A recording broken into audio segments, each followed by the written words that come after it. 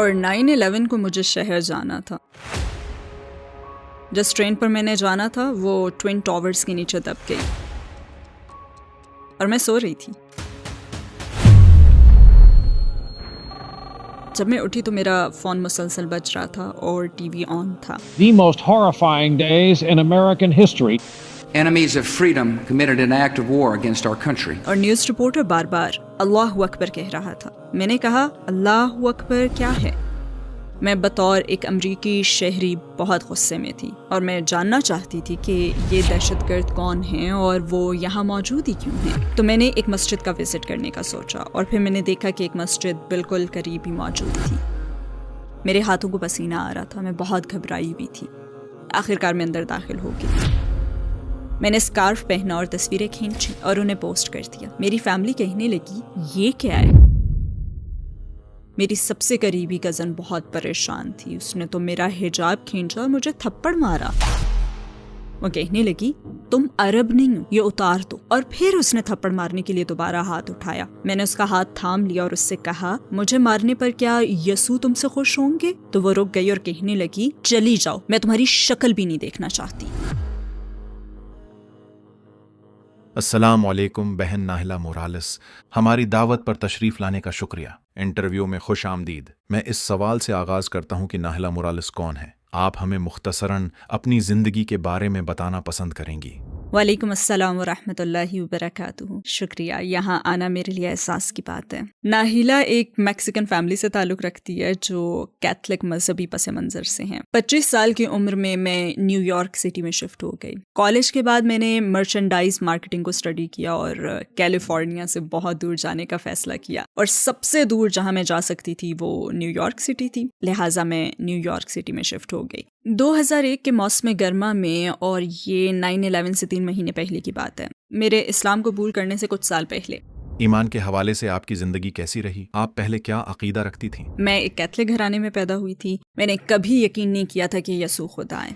میرے دل میں گواڈالوپے کی ورجن کے لیے بے حد احترام تھا، جو کہ میکسیکو میں کواری مریم کو کہا جاتا ہے، کیونکہ ثقافتی طور پر میکسیکو میں گواڈالوپے کی ورجن کا درجہ بہت بلند ہے. ہم خاص مواقع پر چرچ جاتے تھے، شاید اتوار کو یا شادی یا بیپٹزم کے موقع پر، لیکن باقاعدگی سے نہیں. تو جب میں 7 سال کی تھی تبھی سے مجھے ہمیشہ 1 میں 3 کے بارے میں تجسس رہتا تھا. اور میری دادی اتنی قابل احترام تھی کہ میں ان سے زیادہ سوالات نہیں پوچھ سکتی تھی. اور جب میں بڑی ہو رہی تھی تو میں ان سے پوچھتی بھی تھی کہ یہ 3 کیوں ہیں، تو وہ مجھے یہی کہتی کہ بس تمہیں یہ یقین کرنا ہوگا.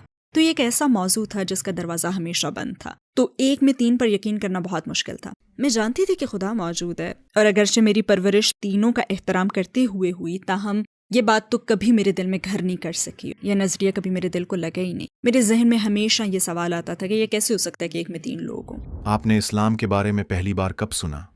یہ 9/11 تھا جس نے مجھے اسلام کے بارے میں غور کرنے پر مجبور کیا. میرا برتھ ڈے 12 ستمبر ہے اور میرا منصوبہ تھا کہ میں اسے نیو یارک سٹی میں گزاروں گی، کیونکہ میں اس وقت مضافات میں رہتی تھی اور 9/11 کو مجھے شہر میں جانا تھا. اور میں سوچ رہی تھی جس ٹرین پر میں نے جانا تھا وہ پہلی یا نویں تھی جو ٹوین ٹاورز کے نیچے دب گئی. اگر مجھے نیند نہ آتی تو شاید میں ٹوین ٹاورز کے نیچے ہوتی، کیونکہ میں تقریباً 6:30 بجے روانہ ہونے والی تھی. اور جب میں اٹھی تو میرا فون مسلسل بج رہا تھا اور ٹی وی آن تھا. اور جب میں نے پہلی بار دیکھا کہ پہلا طیارہ ٹکرایا تو میں سمجھی کہ یہ کوئی فلم چل رہی ہے. میں نے کہا یہ کیا ہے؟ یہ چونکا دینے والی چیز تھی اور میرے ذہن میں بہت سے سوالات تھے. اور نیوز رپورٹر بار بار اللہ اکبر کہہ رہا تھا. میں نے کہا اللہ اکبر کیا ہے؟ وہ بار بار کہہ رہے تھے دہشت گرد اور اسلامی. مجھے پتہ ہی نہیں تھا اس کا کیا مطلب ہے. تو میری حالت ایسی تھی کہ مجھے جواب کی تلاش تھی. لیکن دوسری طرف میرے گھر والے فون کر رہے تھے. وہ بہت خوفزدہ تھے اور وہ میری حفاظت کے بارے میں سوچ رہے تھے. وہ چاہتے تھے کہ میں کیلیفورنیا آ جاؤں اور میں صرف یہ جاننا چاہتی تھی کہ اللہ اکبر کا کیا مطلب ہے. اور میں جاننا چاہتی تھی کہ یہ دہشت گرد کون ہیں اور وہ یہاں کیوں موجود ہیں. میں بطور ایک امریکی شہری بہت غصے میں تھی. میں نے کہا مجھے جواب تلاش کرنے ہوں گے. مجھے مزید جوابات درکار تھے اور یہی وہ جگہ ہے جہاں سے کہانی شروع ہوتی ہے. سارا ہی شہر اگلے کئی مہینوں تک کے لیے افراتفری کا شکار ہو چکا تھا، لیکن میں نے آن لائن تلاش شروع کر دی. مجھے بے حد تجسس تھا. اور اس کے بعد اگلے مرحلے میں نیو یارک سے نیو جرسی شفٹ ہو گئی. میں مسجد سے صرف 3 بلاک کے فاصلے پر رہتی تھی، تو میں نے مسجد کا وزٹ کرنے کا سوچا. اور پھر میں نے دیکھا کہ ایک مسجد بالکل قریب موجود تھی، بہت ہی قریب، پیدل فاصلے پر.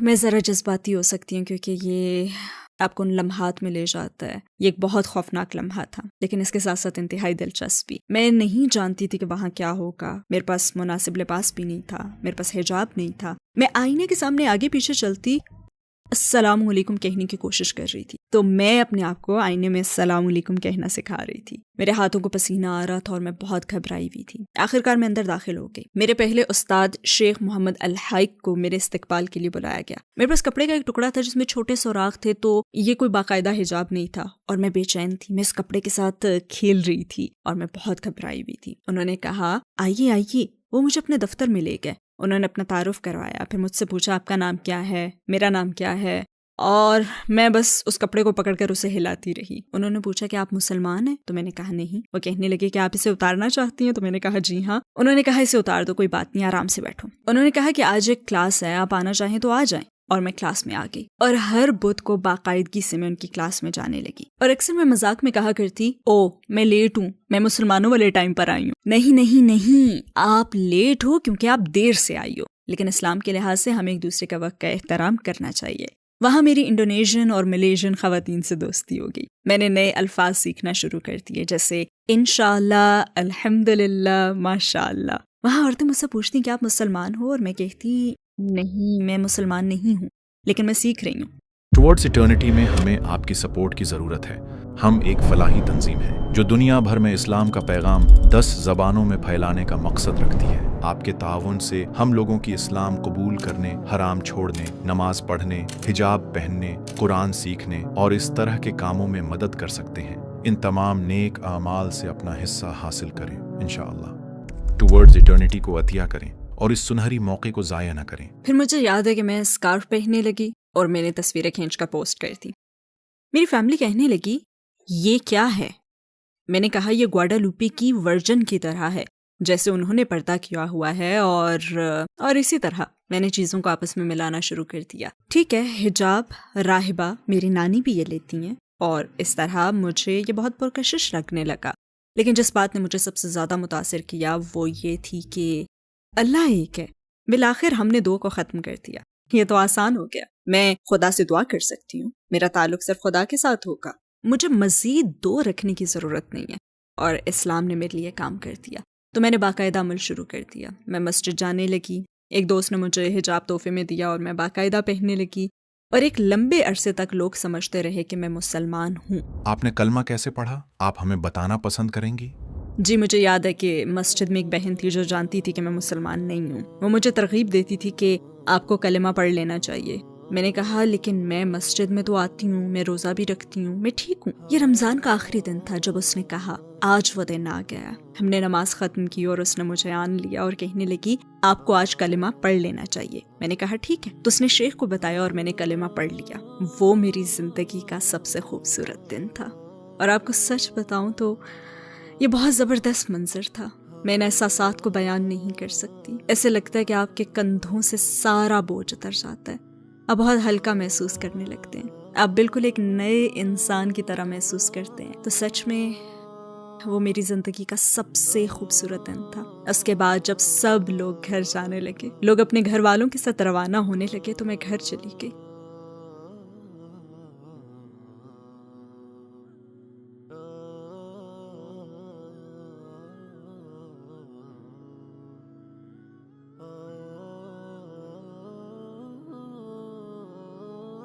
مجھے یاد ہے کہ میں اپنی جائے نماز بچھاتی اور سجدے میں گر گئی. میں خود کو بہت تنہا محسوس کر رہی تھی, اور مجھے یاد ہے میرے ذہن میں یہ سوال تھا کہ جو عمل میں نے کل رات کو کیا کیا وہ درست تھا.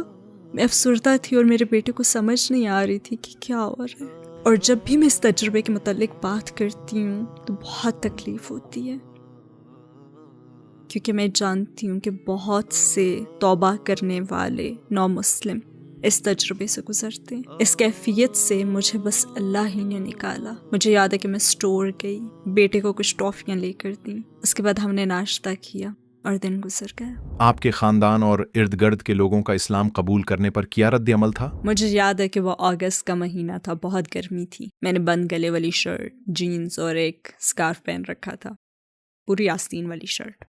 میرے گھر کے لوگوں کا خیال تھا شاید میں پاگل ہو گئی ہوں. گرمی کا موسم ہے, تم نے ایسا لباس کیوں پہن رکھا ہے؟ میں نے کہا کیونکہ میں مسلمان ہوں اور میرے لیے ضروری ہے کہ جسم کو ڈھانپ کر رکھوں. ان کے لیے یہ سمجھنا بہت مشکل تھا, بالخصوص میری وہ کزن بہت پریشان تھی. مجھے یاد ہے کہ میرے اس وزٹ کے بعد میں اس کے گھر میں داخل ہوئی تو اس نے میرا حجاب کھینچ کر اتار دیا. اس نے مجھے تھپڑ مارا اور کہنے لگی تم عرب نہیں ہو, تم کبھی عرب نہیں بن سکتی, اسے اتار دو. اور اس نے دوبارہ مجھے تھپڑ مارنے کے لیے ہاتھ اٹھایا تو میں نے اس کا ہاتھ تھام لیا. وہ بہت پختہ کیتھولک ہے اور وہ ہر اتوار کو چرچ جاتی ہے. اس نے گواڈالوپے کی ورجن مریم کی بڑی سی تصویر لگا رکھی ہے. میں نے اس کا ہاتھ پکڑا اور کہا کہ تمہارے مجھے مارنے سے یسوع خوش ہوں گے؟ کیا تمہاری تعلیمات یہی ہیں؟ چنانچہ وہ رک گئی اور کہنے لگی نکل جاؤ, میں تمہاری شکل بھی نہیں دیکھنا چاہتی. اور اس نے مجھے وہاں سے بھگا دیا. یہ میری سب سے قریبی کزن تھی جو میری بہنوں جیسی تھی. اگلے سال جب میں آئی تو میں عبایا پہن کر آئی. اب میں نے پورا لباس عبایا اور حجاب پہنا ہوا تھا. سب حیران و پریشان تھے. وہ کہنے لگے یہ کیا ہے, اب مزید کیوں ڈھانپ لیا, تمہیں ہو کیا رہا ہے, تمہارا ذہن کون تبدیل کر رہا ہے؟ اور تیسری ملاقات پر مجھے یاد ہے کہ میری نانی مجھے پکڑ کر ایک طرف لے گئیں اور پوچھنے لگیں کہ میں خوش تو ہوں. میں نے کہا جی ہاں میں بہت خوش ہوں. وہ کہنے لگیں کہ ٹھیک ہے جو چاہو کرو. اور انہوں نے میرے خاندان کے لوگوں سے کہہ دیا کہ اسے چھوڑ دو, وہ شراب نہیں پیتی, وہ سگریٹ نہیں پیتی, وہ رات گئے تک گھر سے باہر نہیں رہتی, وہ اپنے بیٹے کا خیال رکھتی ہے, وہ کیسا لباس پہنتی ہے اس میں کوئی مسئلہ نہیں. بالآخر انہوں نے مجھے قبول کر لیا اور انہوں نے پورے خاندان کو کہہ دیا کہ وہ میرے عقیدے کا احترام کریں. آپ کے بعد کیا آپ کے خاندان کا کوئی اور فرد آپ سے متاثر ہو کر مسلمان ہوا؟ حیرت انگیز طور پر جس کے بارے میں نے کبھی سوچا بھی نہیں تھا کہ وہ اسلام قبول کرے گی, انہوں نے اسلام قبول کر لیا, اور وہ میری والدہ تھی. میرا ان کے ساتھ کوئی بہت اچھا تعلق نہیں تھا, لیکن مجھے یاد ہے کہ میں نے ایک اسپینش چینل پر انٹرویو دیا تھا تو انہوں نے مجھے سر پر اسکارف پہنے دیکھا. انہوں نے مجھے کبھی دیکھا نہیں تھا ایسے. انہوں نے مجھے اسکارف پہنے دیکھا اور کہنے لگی تم نے کیا مسخروں جیسا لباس پہن رکھا ہے, کیا تم مسلمان ہو گئی ہو؟ میں نے کہا جی ہاں. میں اصل میں ان کو دعوت دیتے ہوئے بہت خوفزدہ تھی. چنانچہ میں نے اسپینش میں کتابیں اور قرآن کا اسپینش ترجمہ اور دیگر معلومات جمع کی اور وہ سب کیلیفورنیا میں بھیج دی. میری والدہ نے انہیں پڑھنا شروع کر دیا اور آخر کار انہوں نے اسلام قبول کر لیا. کیا آپ ہمیں بتا سکتی ہیں کہ آپ کو حجاب پہن کر کیسا محسوس ہوا؟ مغرب میں رہنے والے بہت سے لوگ اسے ایک پابندی سمجھتے ہیں لیکن آپ اسے بہت پسند کرتی ہیں, تو آپ کے خیال میں کیا وجہ تھی کہ آپ شروع سے ہی اسے پسند کرنے لگیں؟ مجھے اس میں آزادی کا احساس ہوا. مجھے محسوس ہوا کہ حجاب نے مجھے مکمل آزادی دے دی ہے, مجھے اختیار دیا ہے. مجھے یہ اختیار ہے کہ میں فیصلہ کروں کہ کون مجھے دیکھ سکتا ہے اور کون نہیں. نہ یہ کہ ایک شراب کے اشتہار کی طرح بن جاؤں جس پر آدھی ننگی عورت کی تصویر ہو. میرے نزدیک یہ ظلم ہے, میرے نزدیک تو آزادی یہ ہے. آپ کے اسلام قبول کرنے کے بعد کیا آپ کے ساتھ کوئی غیر معمولی واقعہ پیش آیا جس سے آپ کو اللہ تعالیٰ کے خصوصی قرب کا احساس ہوا ہو؟ یہ حج کا موقع تھا. میں نے اور میرے بیٹے نے 2018 میں حج کیا. مجھے یاد ہے کہ ہم حج پر گئے اور طواف کر رہے تھے. میرے بیٹے نے کہا اچھا اب ہم کعبہ کو چھونے جا رہے ہیں, اور ہم نے کعبہ کو چھوا.